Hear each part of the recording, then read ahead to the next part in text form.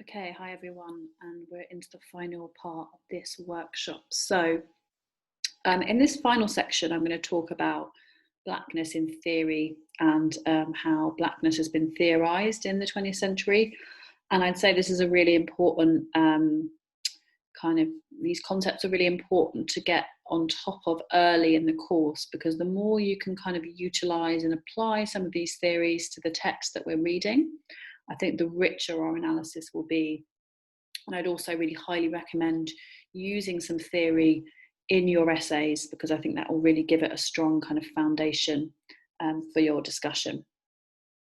So some of the kind of common aspects or themes that kind of appear in the Harlem Renaissance are ideas such as the celebration of African roots and African heritage, the incorporation of a jazz aesthetic or blues aesthetic. So I'm going to talk a bit more about music and the importance of music to Blackness, and the demonstration of a previously suppressed pride in Black culture and community.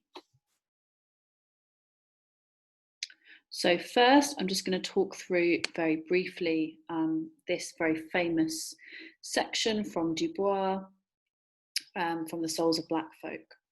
So Du Bois says, "The Negro is a sort of seventh son, born with a veil and gifted with second sight in this American world, a world which yields him no true self-consciousness, but only lets him see himself through the revelation of the other world.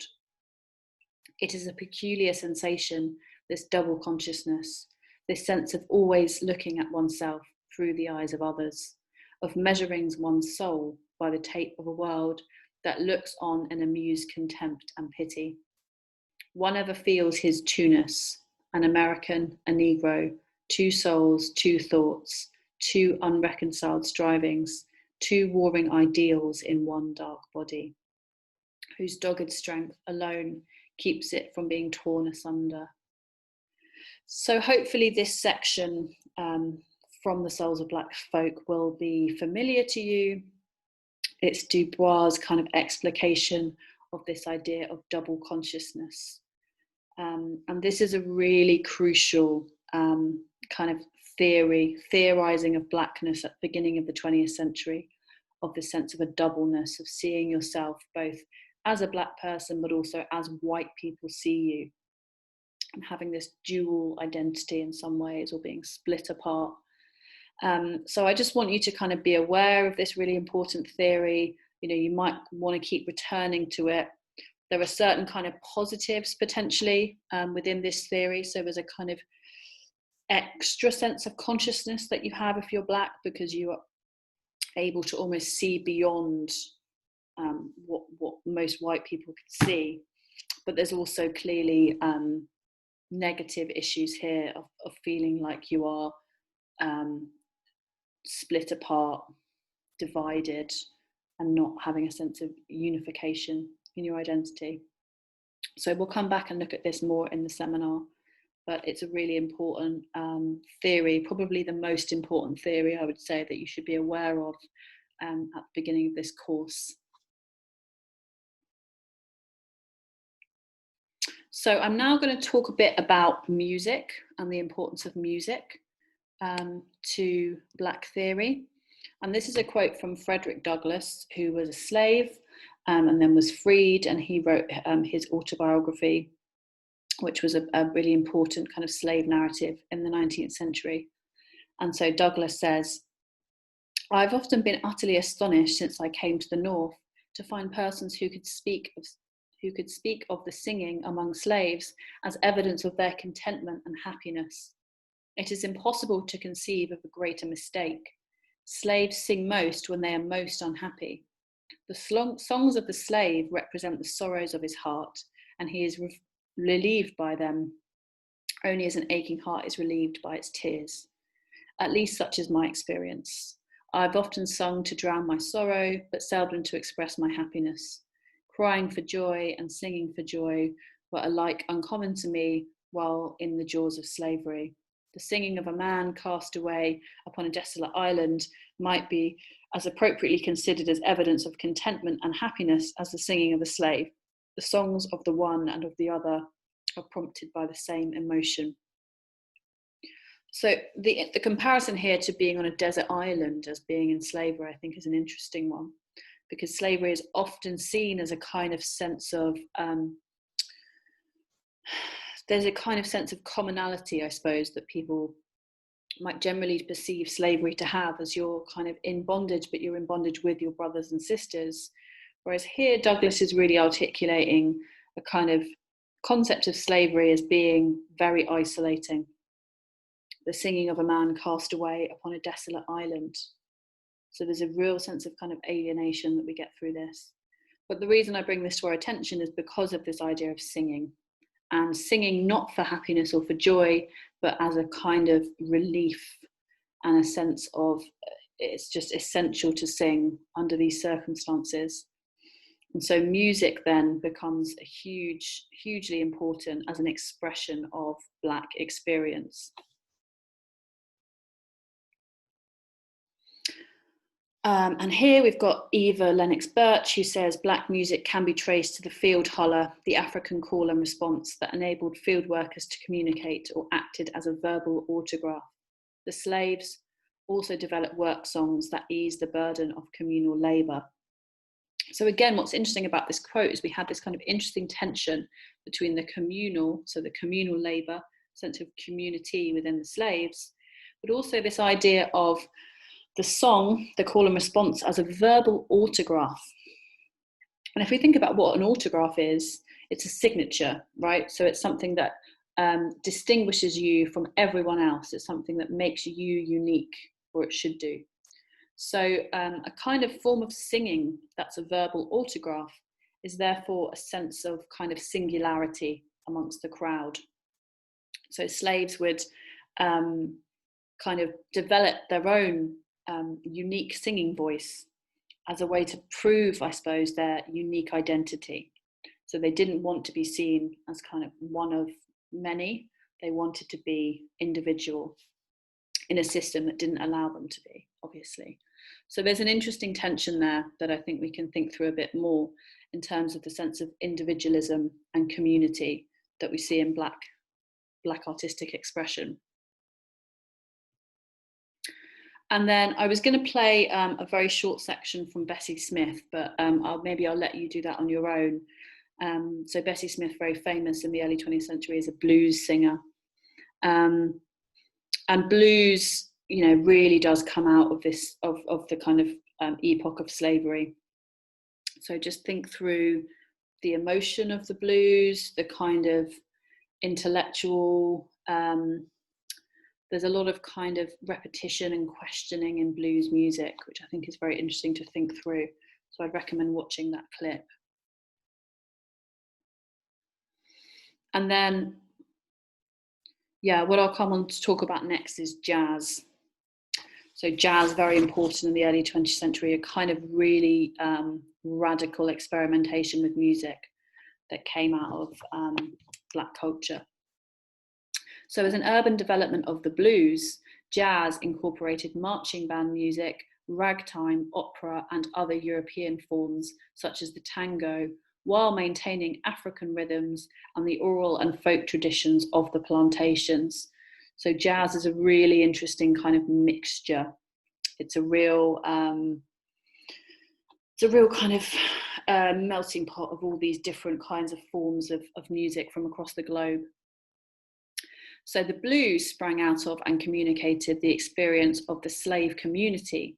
In fact, Houston Baker has called it, quote, as much a feature of the economics of slavery as the material living conditions, the poor housing in particular, which Africans found themselves in the New World even after slavery. But the blues transcends those conditions, and through figures like Armstrong, Bessie Smith, and Duke Ellington, through the hunger for entertainment in the post-war Prohibition era, through the development of urban culture and of public radio broadcasting, it also became hugely popular among the trendy white elite before entering the mainstream of American music. And this all contributed to the 1920s, in Langston Hughes's words, the period when the Negro was in vogue.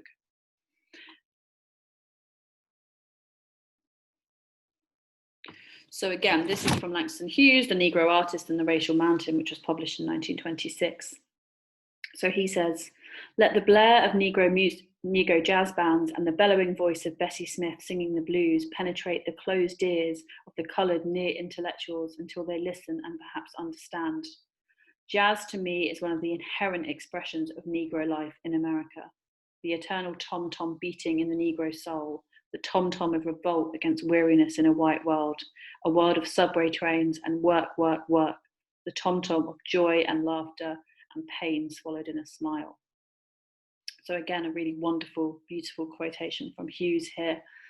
And interesting that you can see he's addressing this to the closed-eared intellectuals of the closed ears of the coloured near intellectuals. So he's not actually addressing this at white people.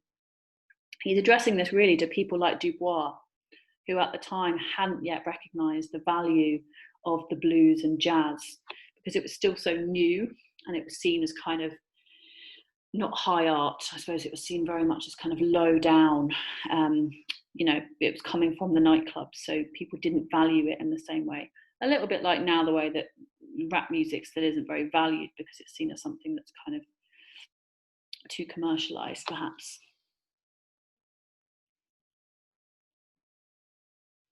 So this is again from Houston Baker, Modernism and the Harlem Renaissance, which is a book I'd highly recommend you getting your hands on if you can. It's a really kind of thorough traversal of the Harlem Renaissance and what was happening at the time. So in Modernism and the Harlem Renaissance, Baker proposes an Afro-American definition of modernity. And this is where it gets interesting. So Baker selects Booker T. Washington's Up From Slavery and Du Bois' The Souls of Black Folk to illustrate two rhetorical strategies that African Americans have used to survive different socio-historical periods. So he's using these two characters. He's got Booker T. Washington, who's a kind of much more traditional conservative black figure from the very early 20th century, and Du Bois, who's a bit more radical. So according to Baker, the former work, which is Booker T. Washington, exemplifies, quote, the mastery of form, while the latter, Du Bois, is an example of the deformation of mastery.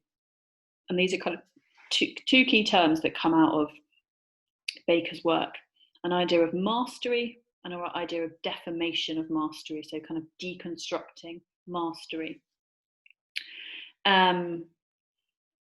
Baker believes the renewal of Africa America is achieved through Renaissanceism, which ensures Black survival through the mutual valuation of the mastery of form, masking one's purpose within mainstream expressive forms, and the deformation of mastery, using forms which are rooted in Black expressive traditions.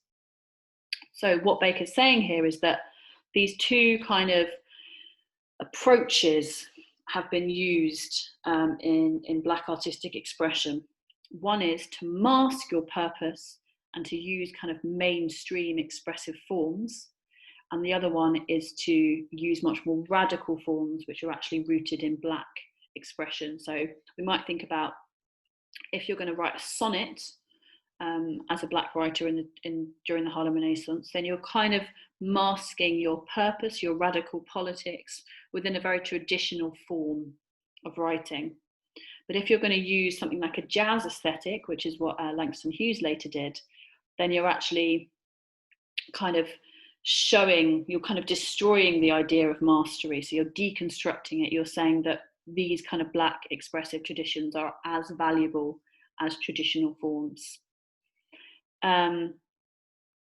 So Baker, in his book, masterfully describes and manipulates both of these discursive strategies in an effort to establish an Afrocentric postmodernism.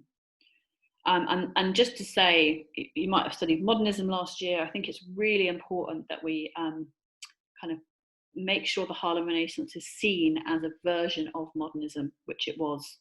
It's kind of often seen outside of it, but it's absolutely central to how modernism globally can be understood.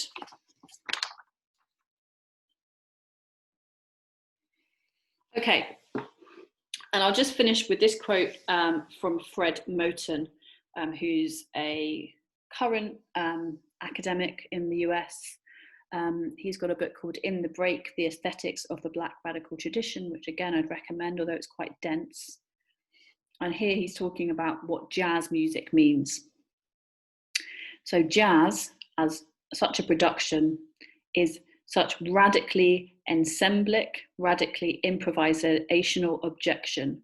It is the unfinished, continually re-engendered, actively re-engendering project of the Black and blue and sentimental avant-garde. So I'll just try and break this down a little bit for you. So he's talking about the way jazz music is made, which you might know is a very radical way of creating music. So jazz is ensemblic. It relies upon an ensemble of different musicians playing different instruments who are kind of working together, but also almost working against each other at different times, depending on the beat and depending on the way that the jazz is working. And as you might know, jazz as a musical form at its kind of peak is improvisational. So that is that there might be a certain kind of set of different places that you want to get to in the music, but within within certain spaces of the music, there's going to be just space for pure improvisation. So, you know, if you think about a kind of really traditional like trumpet solo or someone playing the drums, all of those moments are improvised. They're not written down. They're going to change every time. So it's this idea of continual change, continually unfinished, though jazz is never finished. It's always going to be unfinished. It's re-engendered and actively re-engendering an idea of what the Black avant-garde is, so Black experimentation. So Black identity itself, you could argue, is something that is improvisational. It is unfinished and it's unfinishable. And that's what's kind of evoked and demonstrated through jazz music.